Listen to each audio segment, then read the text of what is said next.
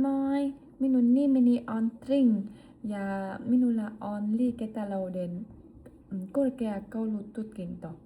Minulla on 6 vuotta kokemusta myyntipäällikköalalla kansainvälisessä yrityksessä. Olen työskennellyt paljon työtä datan kanssa, esimerkiksi Excellä ja Power BI:llä.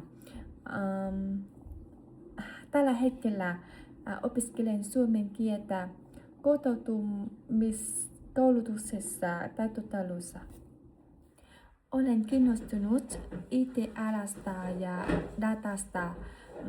Olen opiskellut Pythonia ja SQL:ää itsenäisesti verkossa.